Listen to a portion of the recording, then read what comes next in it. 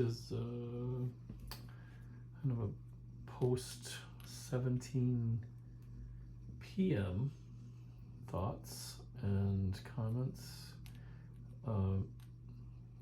I want to especially thank Larry for giving some written comments, suggestion, corrections on our Wargamers Facebook group.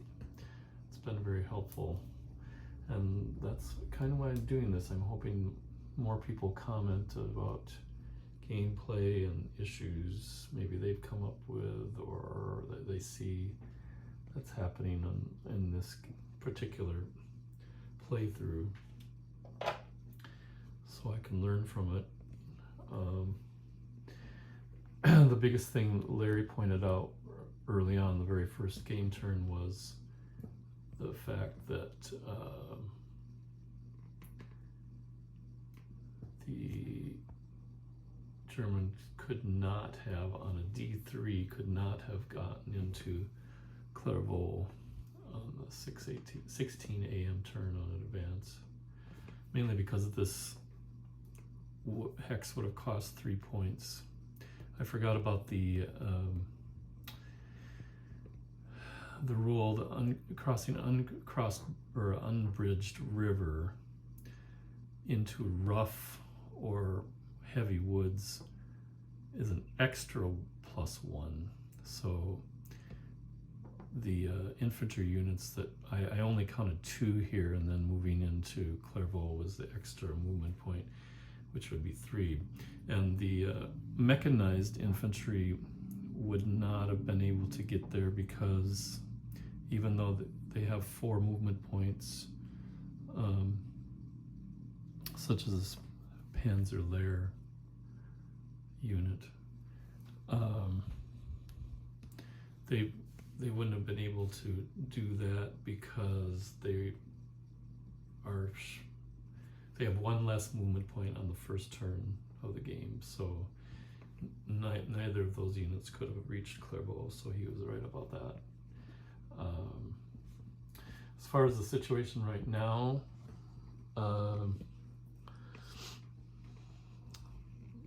things down in the south, Middleton has this 1-step 28th Infantry unit trying to hold off the Germans from going down this road uncontested towards Bastogne.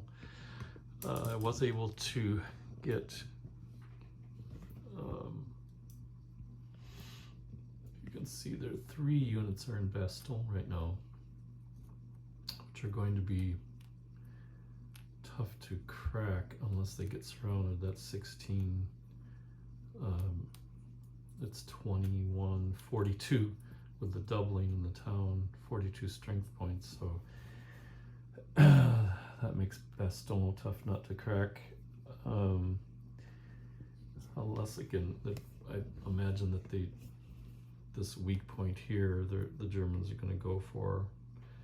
But I'm hoping that the Americans can, if they have to, retreat 1 or even 2 units, hopefully not 2 units, out of this town to come back around and support. But this is as far as I could get with these units, I think, the first turn. The tough thing about the reinforcements for both sides, but especially the American player, the Allied player, is that first hex, where they come in on a reinforcement hex, cost one full movement point, no matter whether it's a road hex or not. So that being 1 takes away quite a bit of that's 4 road hexes that a U.S. unit normally could use to get somewhere on the board. So that hinders reinforcement a little bit. Fortunately for the U.S., there was some battles that went their way. There's an engaged battle over here in the center just northeast of Houffalize. Now the armored units do not have to stick around.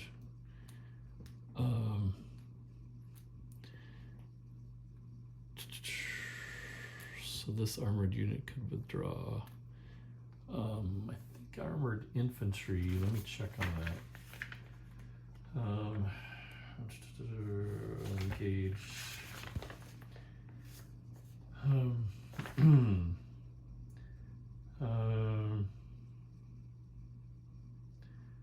Yeah, the mechanized infantry can't withdraw, so there's only one unit that could withdraw there on that particular battle. I'm not sure if that's really going to help much. And then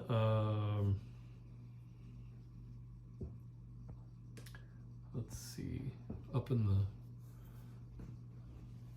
middle with Wilshelm, that's pretty solid with 10 strength points.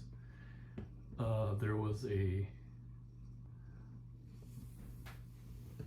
battle here which they had to, the 1st Infantry 16th Regiment, 1st Division, 16th Regiment, actually had to counterattack, and they ended up with an SU. So that was the only result that they could have survived. So they're going to be attacked again next turn. They were able to blow a bridge up in the north, but there was also an engaged results right here in this battle, which was fortunate for the American, and another engaged up farther up. So the US was able to hold off the panzers there. Now I think you've got one, there's at least 2 panzers that can duck out of that if they so chose, but I don't know if that's going to happen. Other than that, the US is going to, on the 18 a.m. turn, gain a number of other units back up, and let's double check. 18 a.m. Of course, they give all the airborne divisions, the 2 airborne divisions, which will take a while to get to the front, and then the 30th Infantry Division along with the artillery regiment, and they come in on the north edge. So north looks pretty good. I was worried about that. My biggest concern right now would be this area right here, actually north of Bastogne, because if the Germans get to this river line too soon, that all would be lost. But again, I'm appreciating the comments, and after playing through this and doing a video journal of it, I plan on probably starting right over again and doing it without doing a video, but just playing it for the purpose of doing a little bit better on both sides. So we'll see how that goes. But having fun, and that's the big thing about this. It's great hearing comments, and keep them coming. Thank you. See you next time.